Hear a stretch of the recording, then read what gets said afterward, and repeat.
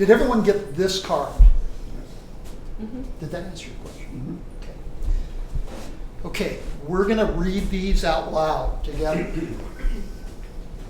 Because if you get involved with ADTA, this is one of the things you'll need to be able to recite verbatim. Okay? So the first one is, and let's recite it together, treat every gun as if it's loaded. Okay? Next one. Keep your gun pointed in a safe direction. Number 3, index your trigger finger until you're on the target. And number 4, be certain of your target and what is beyond it. Okay? Let's talk about each one of those. Treat every gun as if it's loaded. If somebody comes up and starts to hand you a handgun, what do? Do what? Check it. Check it.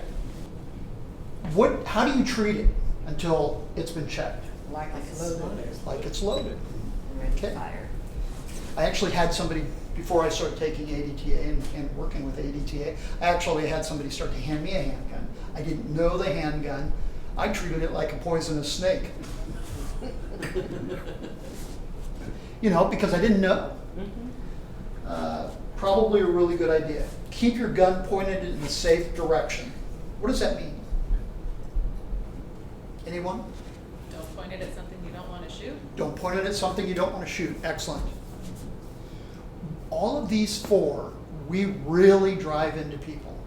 If we see you drive fire practice violating one of these, we'll correct you if that's okay.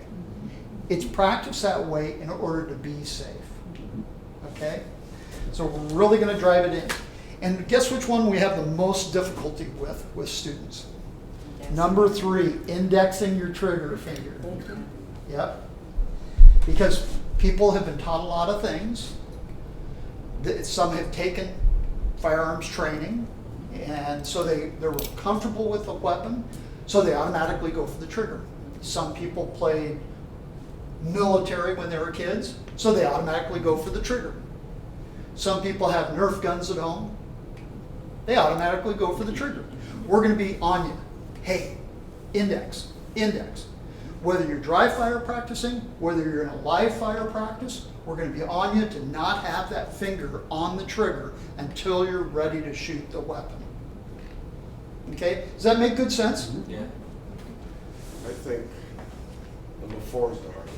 You think number 4 is the hardest? Yeah. Well, number 4 happens to be certain of your target and what's beyond it. Yeah.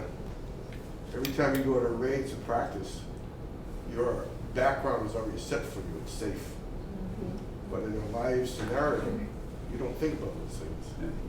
I think that's the hardest. So if you try to scare somebody off and you fire up in the air No.